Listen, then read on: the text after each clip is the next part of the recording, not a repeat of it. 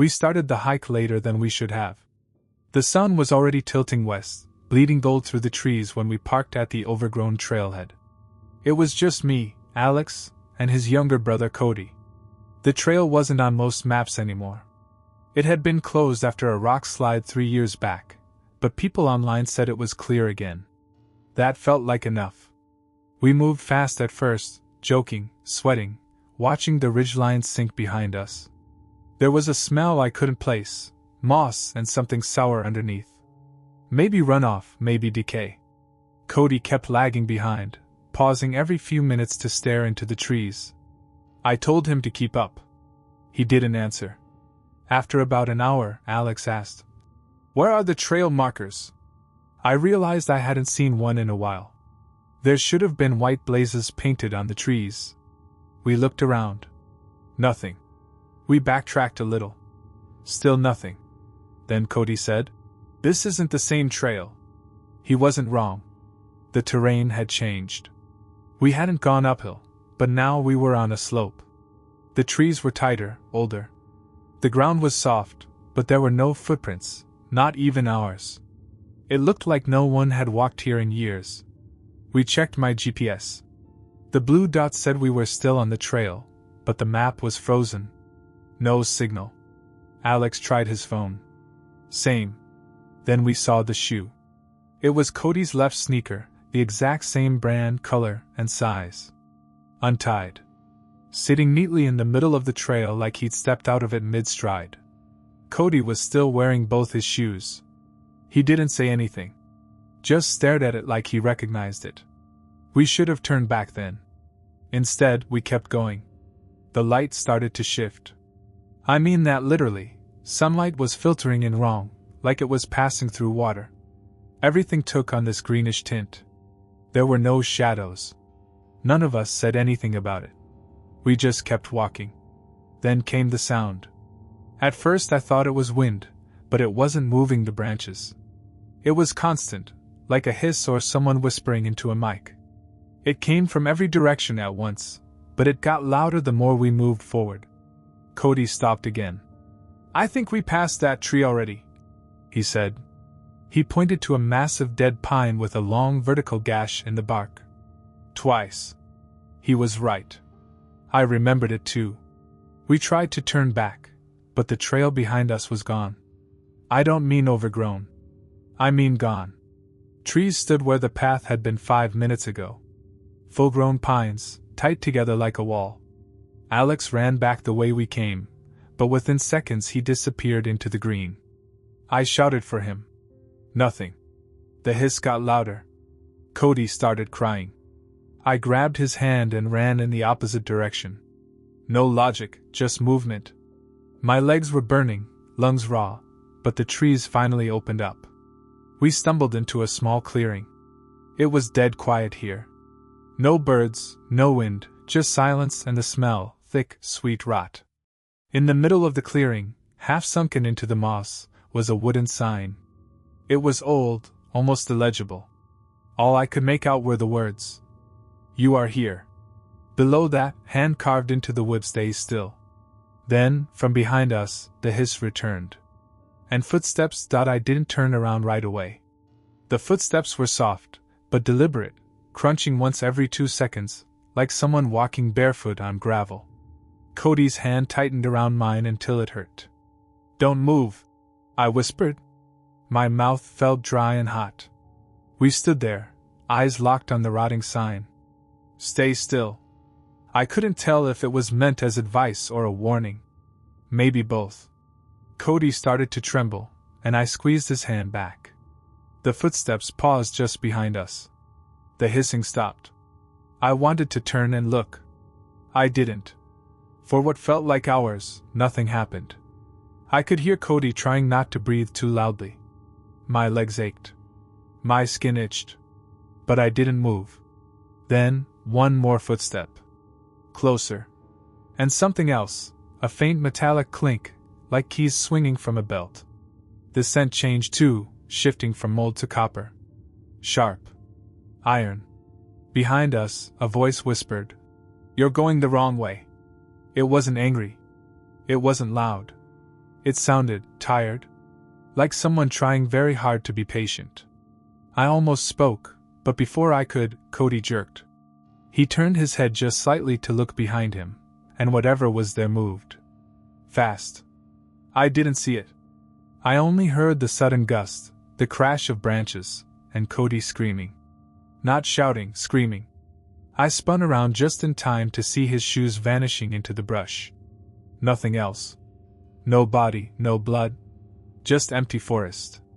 I ran. I ran like I've never run in my life, bursting through trees and undergrowth, not caring where I was going, just trying to get away from that clearing. The forest blurred past, and still I felt like something was following me.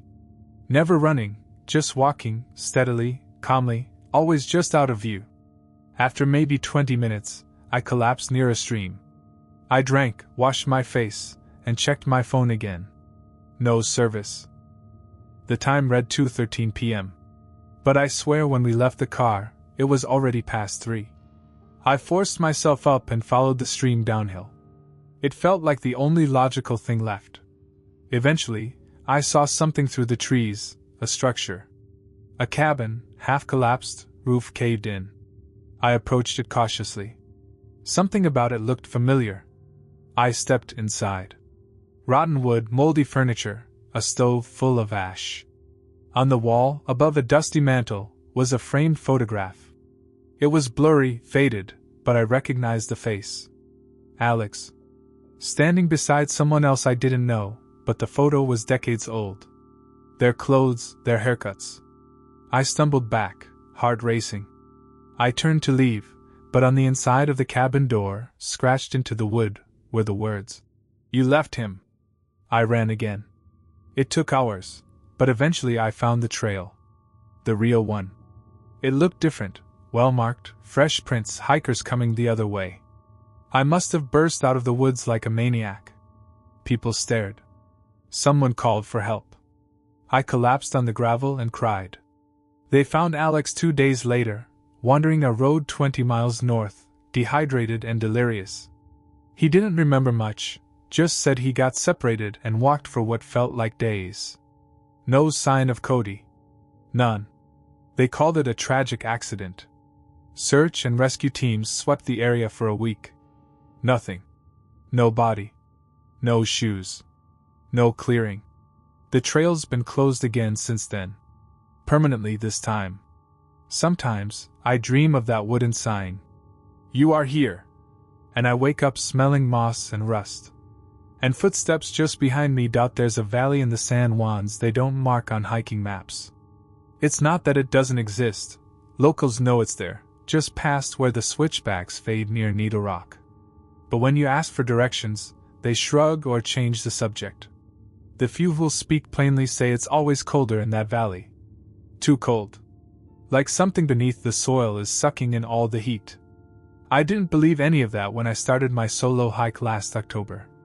I was on week 3 of a 4-week trek through the Colorado backcountry.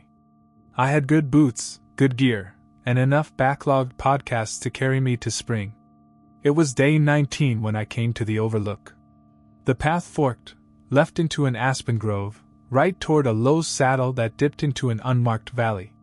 The air shifted the moment I stepped toward the saddle. I remember that specifically. The wind just stopped. Not slowed. Stopped. I should have turned back.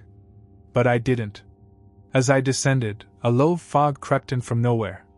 Not from the sky. From the ground. It slithered between rocks and clung to tree trunks, swallowing sound as it spread.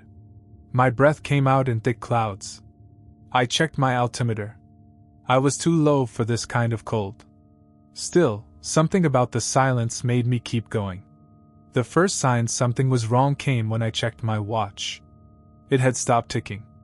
Digital face, fully charged that morning. Dead now. I pulled out my phone. Still some charge, but no bars. No time display there. Just a black screen with a faint flicker, like it was trying to load something. And then, voices. Not loud. Not clear. Just murmurs, rising and falling behind the fog like an invisible crowd was moving just out of sight. I stood frozen for a long time.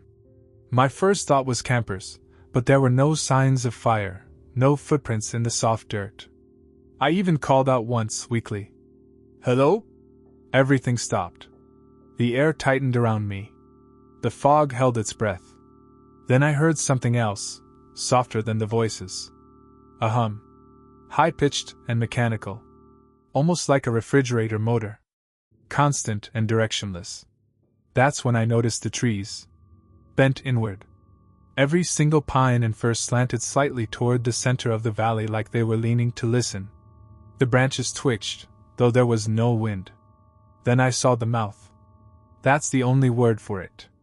Just past a clutch of stones, half hidden beneath gnarled roots, the earth had opened. Not a cave, not a tunnel, just blackness. Perfectly round. No slope. It looked carved. Not by man. Not by water. Just carved. The hum came from there.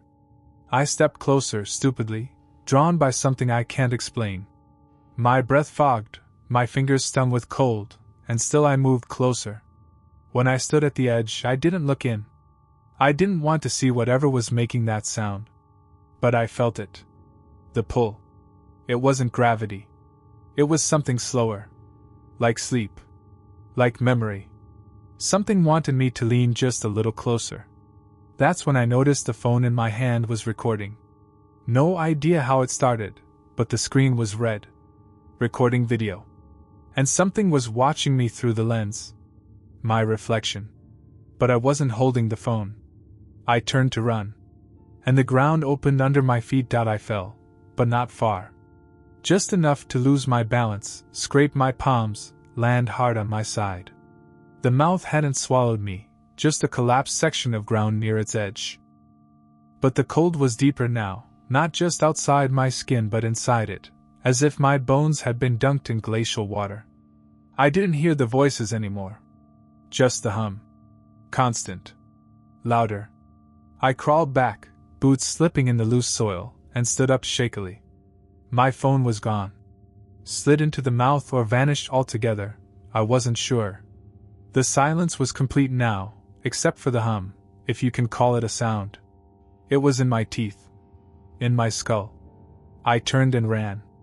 I didn't try to retrace my steps. I just moved.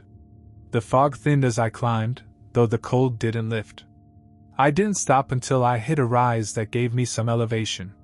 The trees here were normal again, upright. No hum. No mouths in the ground. I pitched my tent there that night, too shaken to keep walking. I had no phone, no working watch. The sky was too clouded for stars. Time stopped meaning anything. I didn't sleep. The next morning, or what I guessed was morning, I followed the ridge north until I found a service road and eventually flagged down a ranger. I told him I'd gotten turned around. Left out everything else. He drove me back to my car. I said thank you. I left. 2 days later, at home, I checked my cloud backup. No photos from that hike. Not one. No GPS data either. My phone's last ping was from a week earlier, hundreds of miles away. I didn't tell anyone for a long time. Not until I got the envelope. It came in the mail with no return address, postmarked from a tiny Colorado town I'd never heard of. Inside was a thumb drive and a folded note that just said, "Don't come back."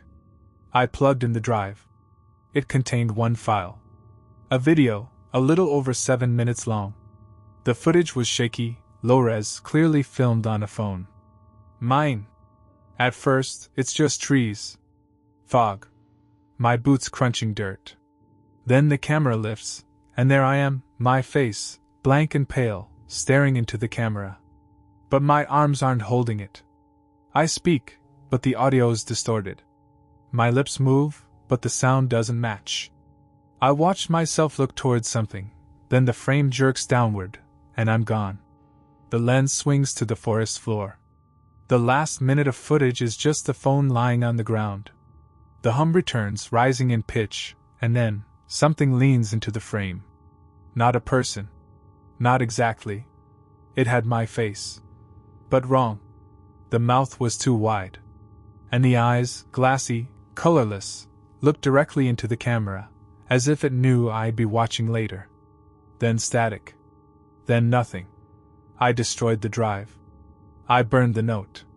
But the valley stayed in my dreams.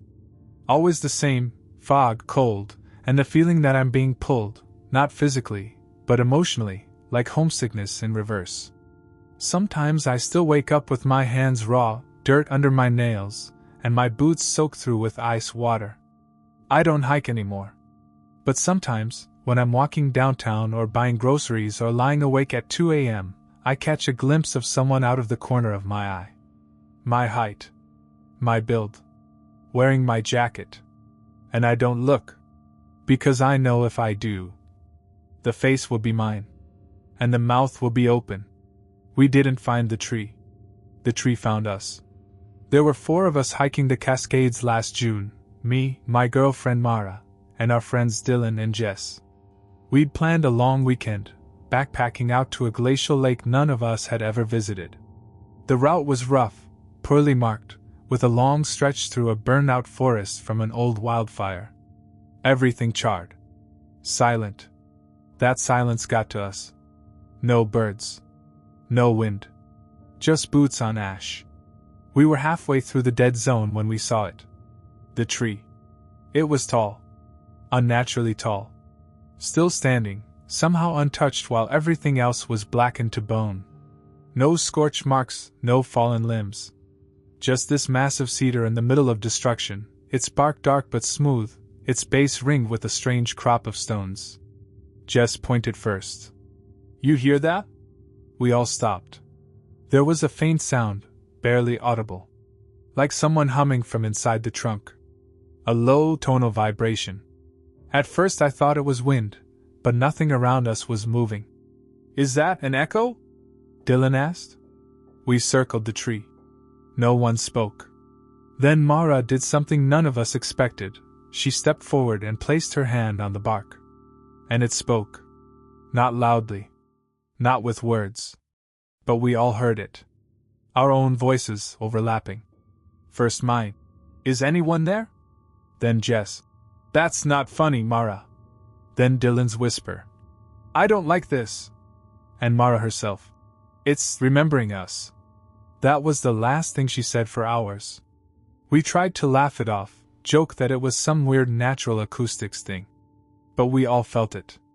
Whatever was inside that tree didn't just reflect sound. It absorbed it. Played it back. Twisted it. We camped that night just beyond the burn zone. Mara was quiet. Not shaken, blank. Like her mind had pulled down a curtain. She sat by the fire, staring into the dark, mouthing words we couldn't hear. Jess tried to ask her what was wrong, but Mara didn't respond. Just held her hands out to the fire and whispered something over and over. I moved closer, tried to listen. She was saying, "It's warm inside.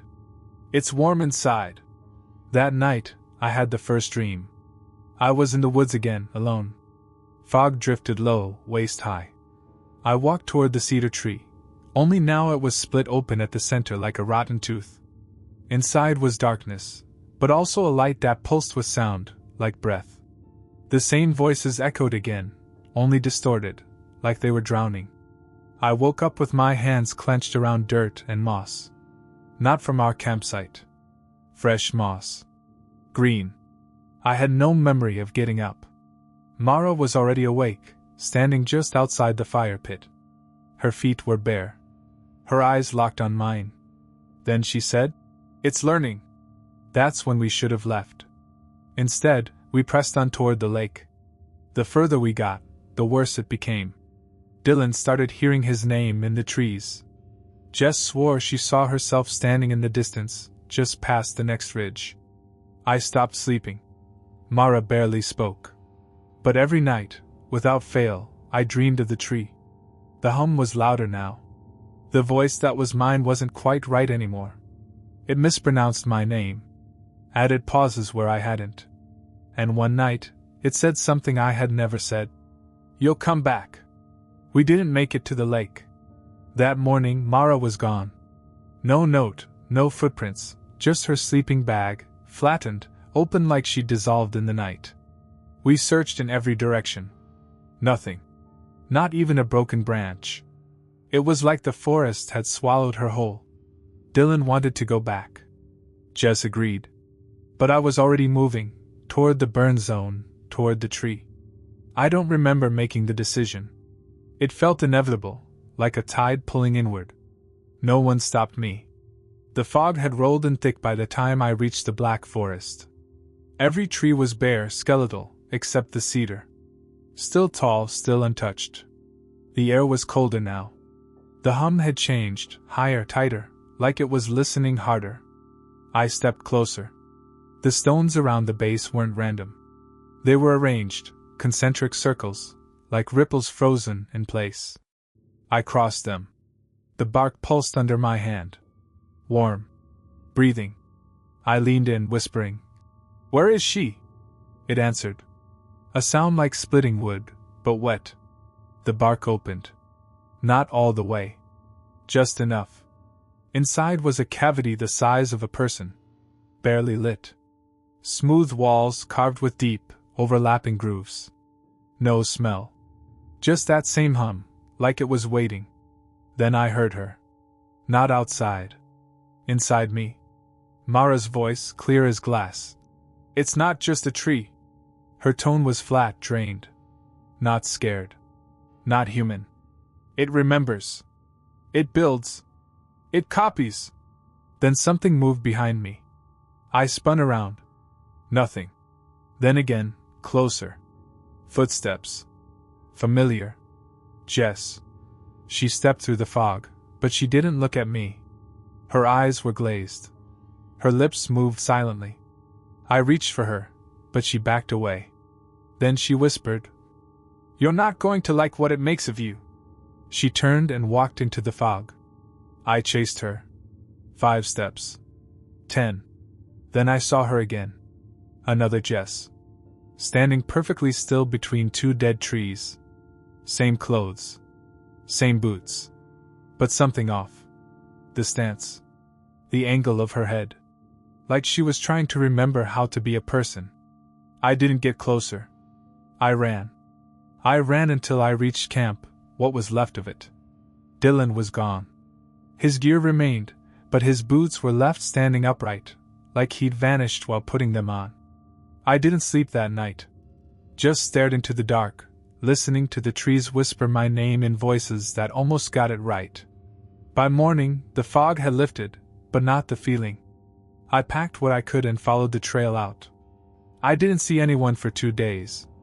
On the 3rd day, a ranger found me near the trailhead. I told her people were missing. She called for help. They searched the area. No signs.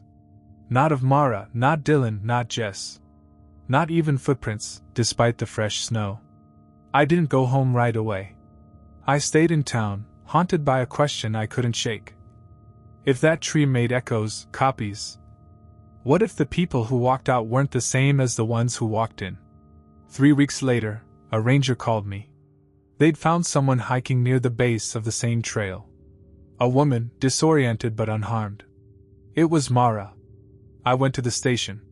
She looked exactly like her. Same eyes. Same scars. But she didn't recognize me.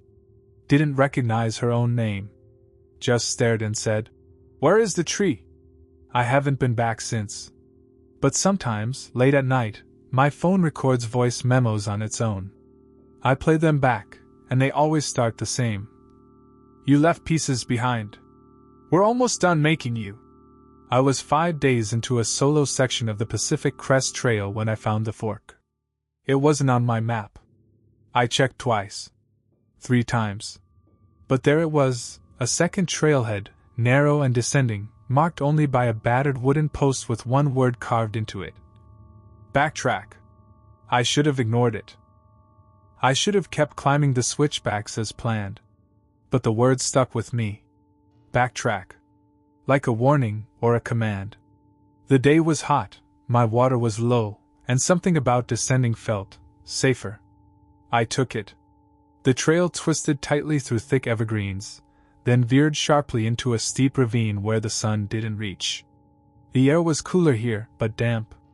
I heard my own footsteps echoing strangely behind me, like something was copying my pace. Around the second switchback, I saw it, another wooden sign nailed to a tree. "You are not lost."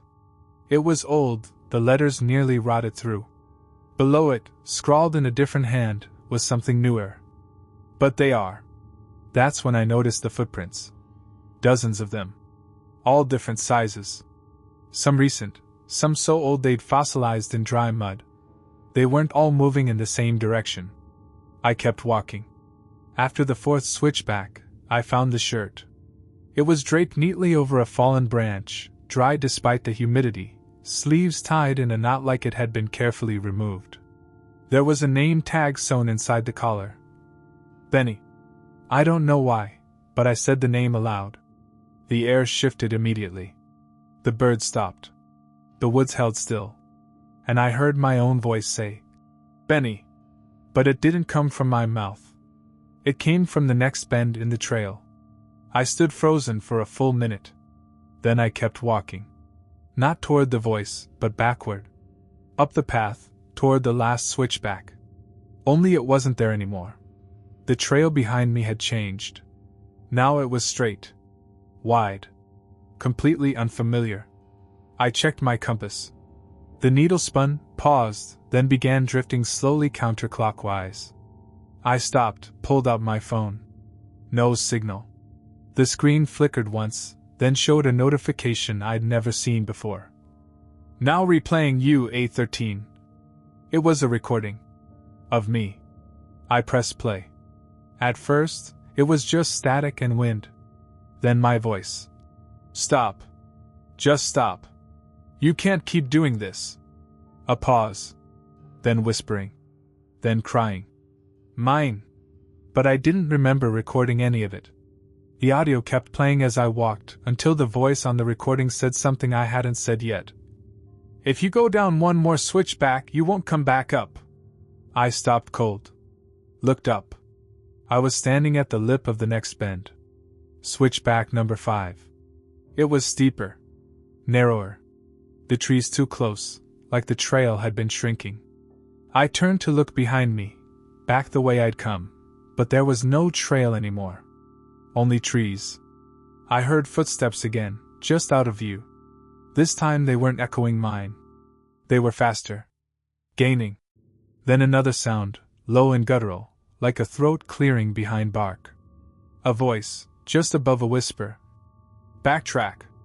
I turned around and ran downhill into the 5th switchback.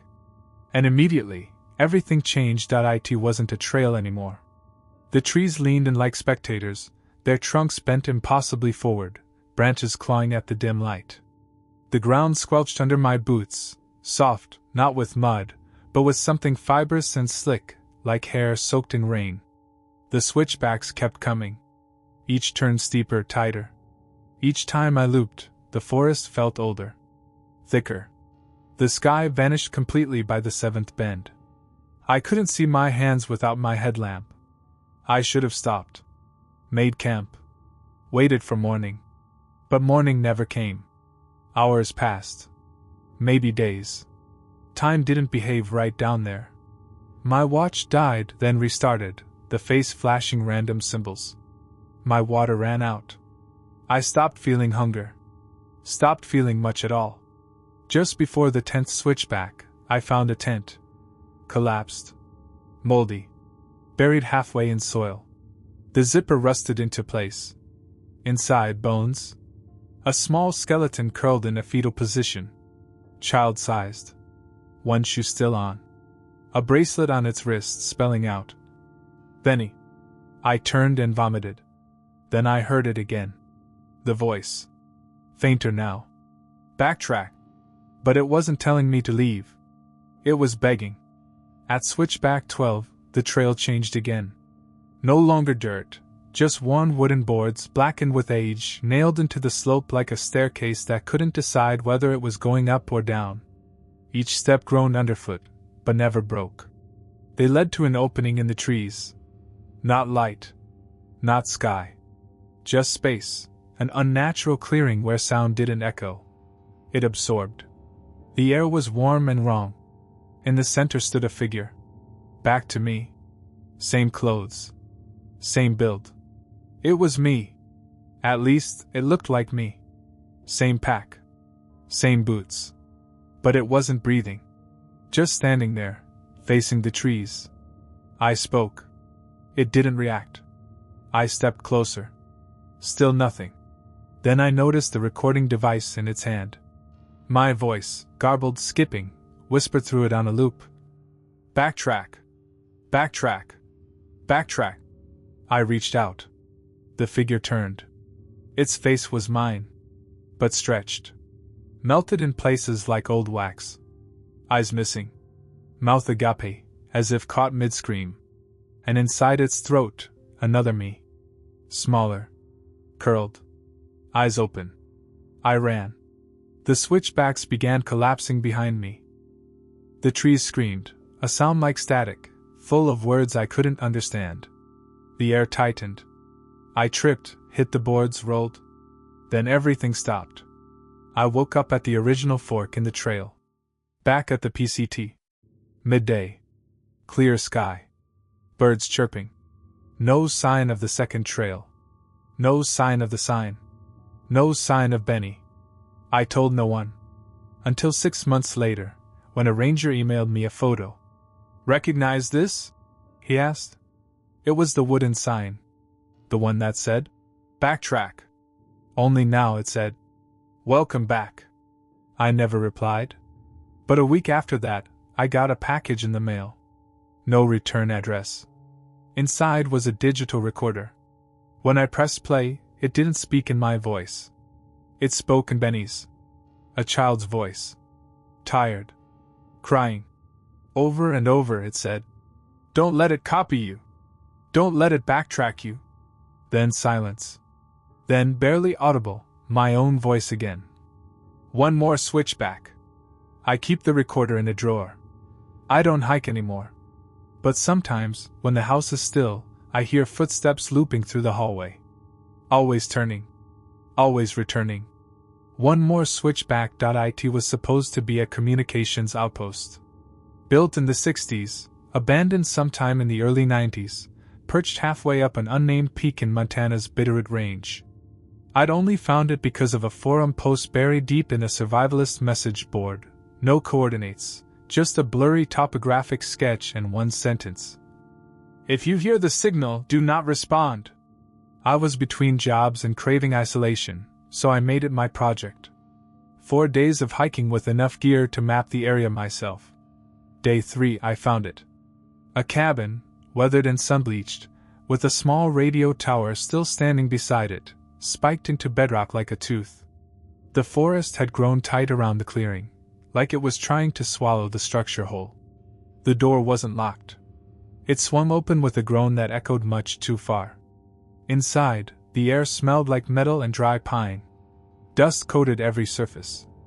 Old transmitters, silent consoles, bundled wires hanging like dead veins. In the center of the room was a chair facing a radio receiver, an ancient rig with dials, switches, a coiled mic hanging limply. And it was on. Not humming. Not clicking. Just glowing. A thin green light beneath the frequency dial. I stared at it for a long time. No sound, no static. Just light. Then, as I turned to leave, it spoke. My name. Not shouted. Whispered. "Mark." I froze. My name. Clear, soft, no distortion. I checked my phone. No service. No recordings playing. "Mark," it said again. "Come back." I hadn't touched the mic. I backed out slowly. Left the cabin. Camped 50 feet away, too shaken to leave entirely.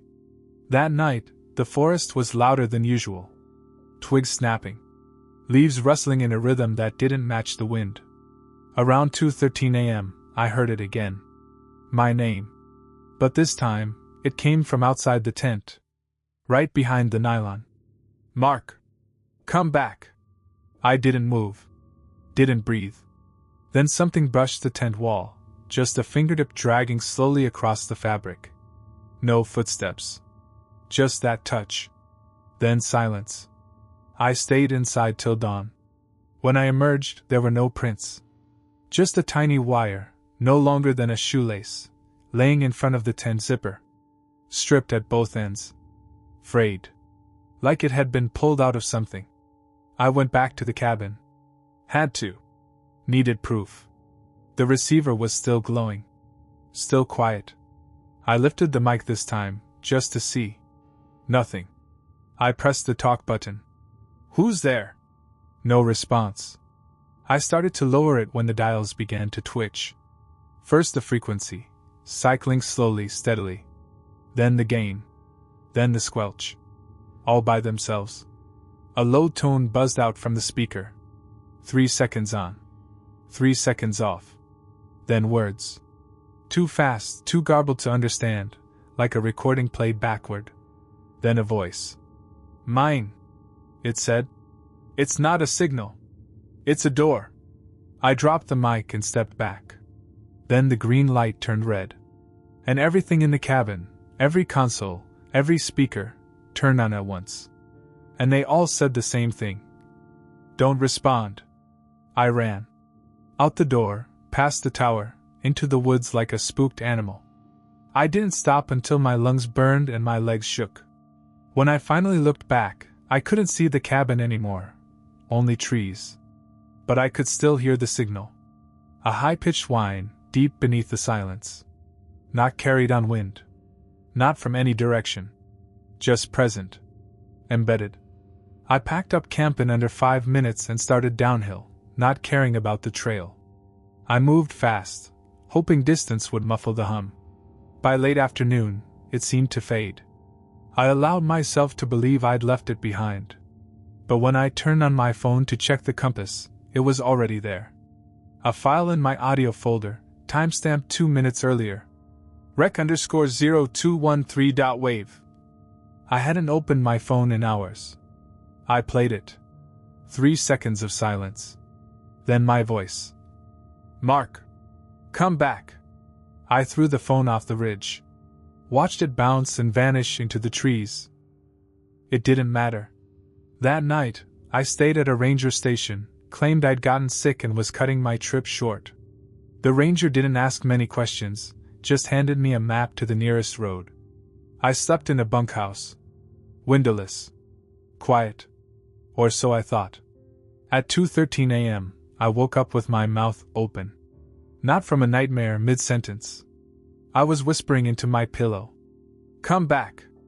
My hands were holding something. The receiver mic. But it was gone when I blinked. Just me. Just the bed. Just silence. I drove home the next morning. For weeks, I tried to forget. But small things kept happening. Old radios turning on by themselves. Static in my car stereo that disappeared when I passed 2:13 on the clock. A letter in my mailbox with no stamp and no address, inside of which was a strip of magnetic tape and a note. "You're already transmitting. I bought new phones. Changed numbers. Switched apartments. Didn't help." Then, one night, I found something on my desk. Not left there, burned into it. A waveform. Carved into the wood. Familiar. I compared it to an old sound file I'd downloaded from my field recorder months earlier. It matched. It was me saying, "It's not a signal. It's a door." I went back. I told myself it was to stop it. To destroy the source. But really, I just needed to know. The cabin was still there. Barely changed. The receiver was dark now. No lights. No sound. I sat in the chair. Picked up the mic. I said, "What do you want?" Nothing. Then I heard the door behind me creak open. Slowly. A wind blew in, cold and dry, but it wasn't the forest outside. It was a different cold. Deeper. I turned and looked. It wasn't a door anymore. It was a hallway. Long, featureless. And at the far end, a red light blinking. In the same rhythm. 3 seconds on. 3 seconds off. I should have run. Instead, I stepped through. I remember the temperature.